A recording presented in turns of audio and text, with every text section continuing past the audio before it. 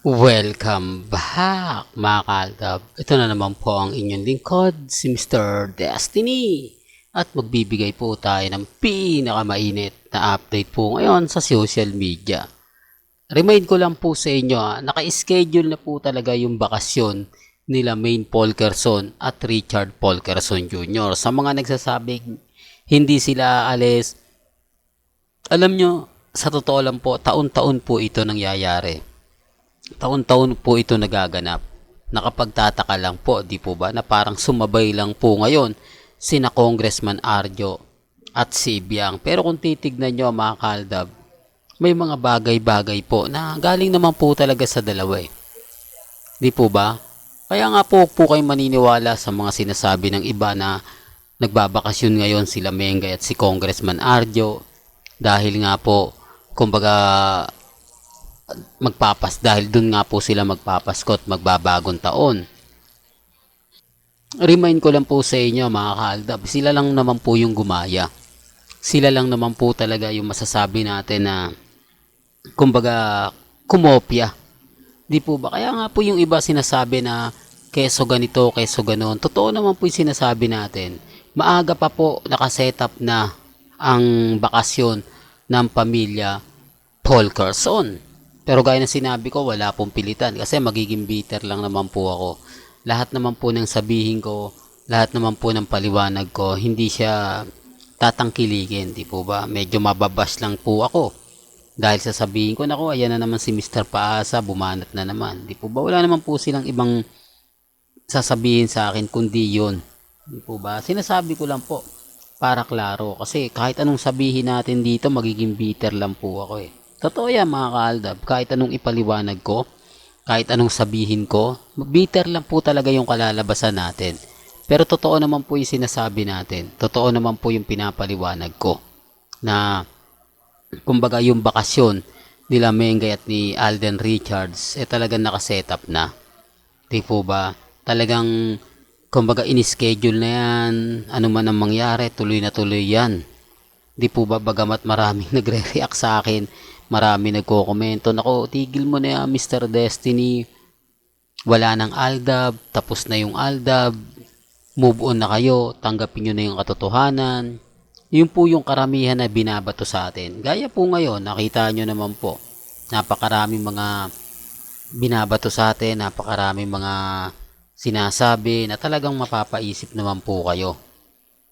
Hindi po ba? Hindi ko to ginagawa dahil pamparami ng viewers, pamparami ng subscriber. Ginagawa ko po ito sa mga mami, sa mga tita, sa mga senyor na talagang sumusuporta po sa amin simula't simula pa lang. Simula 2015. Kaya nga po alam ko na yung mga ganitong galawan nila Alden at ni Maine Polkerson. Ito lang sila Congressman Arjo. Baguhan lang po ito. Hindi po ito, although sinasabi ng iba na pumupunta nga po talaga to ng ibang bansa. Pero hindi siya popular. Hindi siya ganun ka-update pagdating sa ibang bansa. Ngayon lang po nakapagtataka, di po ba? Na talagang, kumbaga, sa bagay mga kaaldab, marami na nga po talaga nagbago. Marami ng, kumbaga, yung nasa dulo ng dila natin mga kaganapan na nagaganap. Kaya nga po si Mengay, malalaman at malalaman nyo naman po yan. Di po ba? Kung ano nga po ba talaga, syempre magpo-post ng mga kakaiba yan. Pansinin nyo, kaya nga po yung sinasabi ng iba, naku, napakaliit naman dito ni Mengay. Talagang kitang-kita mo yung, di po, pero kaya na sinabi ko, wala pong pilitan ha. Hindi po ako namimilit. Kumbaga, kung ano yung paniniwala po nila, kung ano nga po ba talaga yung, kumbaga, sinasabi. Di po ba? At kitang-kita nyo naman po, masyadong flat na flat yung dibdib ni Maine Polkerson. Di po ba? Halos wala po talagang, sa bagay mga kaaldab, gaya nga po ng pinapaliwanag ko, sinasabi ko lagi, wala pong pilitan. Di po ba? Kasi iba po talaga yung Maine Polkerson di po ba? Ito yung talagang masasabi mo na yung mukha pa lang kakaiba na. Yung tayo, tindig, di po ba? Real talk to mga kaaldab. Kaya kumbaga kahit anong sabihin ko kasi, kahit anong ipaliwanag natin, magiging bitter lang po talaga tayo. Kaya nga po ako, kita nyo yung mga ina-update natin, base lang po ito sa mga nakukuha nating impormasyon. At alam din ito ng mga mamis, mga titas na updated. Kaya lang yung iba, syempre, mas marami talaga yung hindi updated na mga followers po natin. Pero yung mga Armain at main fanatics, mga Alden fanatics na dumadaan sa channel natin, alam po nila, medyo tahimik lang po yung iba, hindi nagre-react, hindi nagko-komento.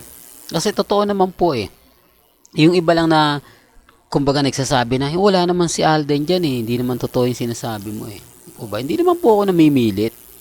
Sabi ko nga po, wala pong pilitan sa channel ni Mr. Destiny. Kung ano po yung mga sinasabi nila, kung ano po yung komento nila, nire-respeto ko po yun at ginagalang. Ganun naman po talaga dapat, di po ba? Kaya nga po sabi ko, kung ayaw po nila, at alam ko naman po na hindi rin ako tatangkilikin na mga 2023 viewers. Kasi alam ko, dito po, talagang ang naglaon Sarsuela ang namayagpag. Di po ba? Paano ko babalik na rin yung sitwasyon? Kasal na nga po raw kuno. Di po ba? Kasal serye na nga po si Congressman Arjo at si Mengay. Tama naman po yung mga basher ko sa mga sinasabi nila. Pero hindi po nila alam ang buong kwento. Kaya nga sabi ko kung Aldab Nation ka since 2015, madali tayong magkaintindihan. Madali tayong magkakaalaman. Yun po yung pinupunto ko. Kasi kung bago ka lang, hindi mo alam yung kwento. Hindi mo alam ang senaryo. Di po ba? Gaya nga po ngayon na kumbaga bakasyon. Di po ba? Mas madali nakakaintindi ang Aldab. Mas madali namin maintindihan. Kasi kami po yung updated. Kami po talaga yung 101% na mas nakakaalam, mas nakakaintindi sa mga nangyayari kina Alden at kay Maine Mendoza. Kaya nga sabi ko sa inyo, malapit lang po ang Japan. Malapit lang po para kina Mengay at kay Alden. Madali nang lumipad, madali nang gumanto ganyan. Sa totoo lang po. Kasi ako, kumbaga, ibahin nila yung sitwasyon. Maaring nililigaw nila yung mga tao o yung mga taong nag-iimbestiga. Pero ang Aldab hindi po nila kaya. Yan ang isa sa lagi kong sinasabi at pinapaliwanag. Kung matatandaan nyo, di po ba, simula dati-dati kasama si Alden sa countdown ng GMA Kapuso. Pero ngayon hindi na. Ramdam nyo po ba? Hindi, para lang klaro. Hindi nyo na makikita si Alden sa countdown ng GMA Kapuso. Pero dati-rate, talagang naandyan yan. Di po ba? Kaya nga sabi ko sa inyo sa pagpasok ng 2024, magkakaalaman na. Dito malalaman nyo kung sino nga po ba talaga yung kumbaga magsasabi ng mga totoo o fake news lang. Kasi ako, nag-aantay lang po tayo kung ano yung magaganap kung ano yung mangyayari. Di po ba? Yun lang naman po yung inaabangan natin. Hindi naman po tayo unang gumagawa ng issue. Kaya nga po yung iba natutuwa sa akin. Mr. Destiny, alam mo ba na lagi kong nakatutok sa'yo, lagi kong sumusubaybay sa'yo?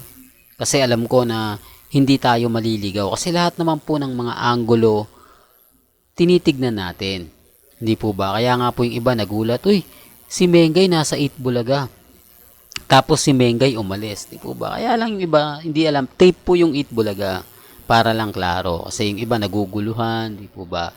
Ginagawa na po nila to kapag malapit na yung Pasko o malapit na yung bagong taon. Nagtitape na po sila para nga po mahaba yung bakasyon ng mga legit Dabercads. At syempre, alam nyo na po yun, di po ba? Well, hanggang dito na lang po ang ating latest updates. Kaya kung gusto nyo pa po ng pinaka-latest at sariwang update, abay tumutok lang po kayo dito po sa channel ni Mr. Destiny para updated po kayo sa mga latest at sa mga bagong video po na ilalabas po natin maya-maya lang. Kaya kung bago ka lang sa channel na to at isa kang true-blooded Aldab Nation na nagmamahal po kila Mengay at Isoy, tama po ang channel na pinuntahan mo. Kaya consider na po kitang bagong subscriber. At huwag mong kalimutang i-share ang mga video po natin sa mga mami, sa mga titas, at sa mga senyor. Hanggang sa muli, salamat po sa panonood at pakikinig.